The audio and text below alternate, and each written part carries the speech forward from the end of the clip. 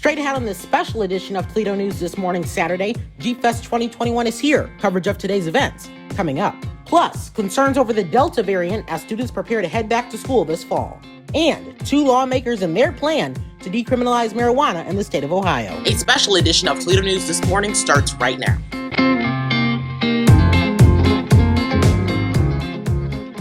Good morning, I'm Jaden Jefferson, and before we get to your Jeep Fest coverage, we start with a check of your latest headlines. The Delta variant of COVID-19 is causing concern here in the U.S. as students are preparing to return to classrooms in the fall. Just this week, Washington local schools announced that they are mandating face coverings for K-6 students in the classroom. Many districts are opting to mandate masks as vaccination rates remain on the lower end, and it would be too great of a risk to drop all restrictions before everyone is vaccinated, with many students still ineligible to receive the shot.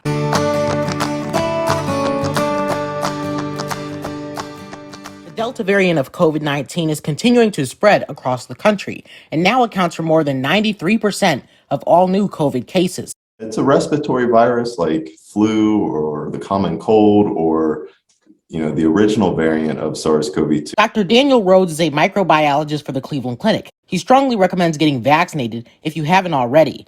That way you and others around you are protected. And in the event you did contract COVID, your symptoms are likely to be mild if you have any at all. Switching gears, Ohio State Representatives Casey Weinstein of District 37 and Terrence Upchurch of District 10 Tuesday introduced legislation to decriminalize marijuana in the state of Ohio. But will the legislation pass and create a brand new industry in the state? I spoke with Representative Weinstein for more on the bill. Ohioans approve of it overwhelmingly. The demand is extraordinary, and it's actually being expanded administratively now. So there's that.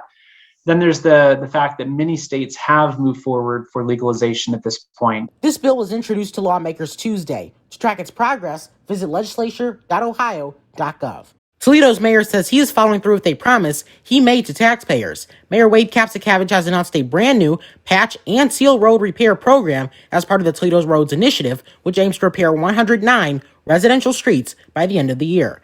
KAPSZUKIEWICZ says that the city is utilizing a new, cheaper process to repair roads. Some streets may need a complete overhaul, but for those that don't, the city will fill cracks in the pavement and seal the street, which extends its lifetime by 5 to 7 years. This method will save thousands, according to KAPSZUKIEWICZ. Since Sunday, the Imagination Station has been inviting community members to get involved with Toledo Speaks, a community mural project. The project is based on the mural being painted on the silos along the Maumee River in downtown Toledo. This project continues through the end of the month at the tinkering space within Imagination Station. Just note that the Science Center is closed on Mondays, but open Tuesday through Saturday from 10 a.m. to 5 p.m. and Sunday from noon to 5 p.m.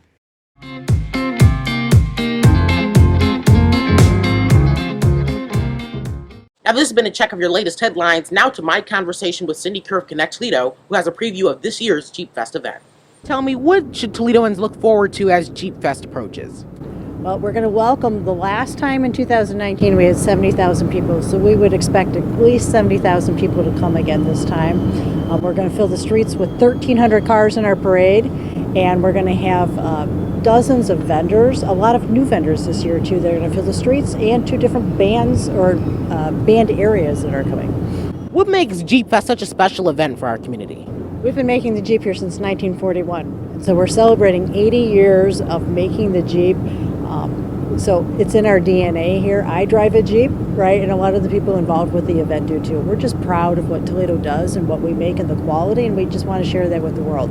This event also has a significant economic impact. So how much are we speaking monetary-wise that this event will benefit Toledo? We estimate it's close to $6 million annually. Plus, the people who come here get excited about buying more Wranglers, right, and more Gladiator trucks. And so that $6 million doesn't even count the vehicles that are produced here annually. There are a lot of Jeep workers that come to these events. There are a lot of just community members that come to these events. What do you think brings these large crowds year after year? It was a variety of the event that offers itself. So you see every Jeep that you can possibly imagine since 1941 all the way through modern. Jeepers don't just buy the vehicle and let it be, right? We all customize our Jeeps, so we've got lots of investment in that. The vendors that are here they're selling all the customization tools. So you see everything from new type of tires, the axles, which are made by Dana. You see different lighting options to radios to all the swag that we like to wear. So it's just a huge party that happens along with music or food trucks that are here, bands on 2 different stages. So it's just Imagination Station right behind me. They're going to be activated with kids events. So we all just kind of pitch in and we throw the biggest party in downtown. If the community wants to get involved in any way, how can they go about doing that? Jeep Fest is still looking for volunteers, and so you can always go to their page and sign up there. If you want to get involved, just also come on down and just enjoy the day too. Jeep Fest began Friday, and the event will provide Toledo with an economic boost as thousands of people are expected to parade through downtown in their Toledo-built Jeeps this morning. Toledo Mayor KAPSZUKIEWICZ says he looks forward to this weekend's festivities. What are you most looking forward to about this year's Jeep Fest? I just think I'm looking forward to just having so many people back downtown celebrating summer, celebrating Toledo, celebrating the Jeep. In the post-COVID world, I just sense there's a lot of excitement to just get out and do things. And we've already seen that with some of the crowds the Mud Hens have gotten this year, and some of the crowds we've seen at the concert series down at Promenade Park. And this will just be another example of returning to normal. So I think that's what I'm looking forward to most, is just seeing so many faces and smiling people and honking horns. And it's a celebration of Toledo, Jeep, and a celebration of moving beyond the pandemic. 2020 was just a grim year. A lot of events were canceled. Some just went virtual. But Jeep Fest isn't when you can go virtual. There are certain aspects to it that you just have to have. Yeah. So what are some of those aspects for you that you just look forward to most? Well, just seeing and touching and really experiencing the vehicle itself. The folks who own Jeeps, and I am now one of them. Actually, the last time we had Jeep Fest, I had not yet taken the plunge. I was driving a Chevy Cruze at that time, which had a Toledo-made transmission, which the transmission was made of powertrain. So I hope to have gotten a little bit of credit for that. But since our last Jeep Fest, that Chevy Cruze has decided to move along into automotive heaven. And so when my wife and I were, looking for another vehicle, we said, let's do it. I mean, there's nothing more Toledo than a Jeep. So I'm now in the fraternity of Jeep owners. My Jeep Fest coverage continues over on social media and at jadenreports.medium.com with live video and updates throughout the day. Have a great day.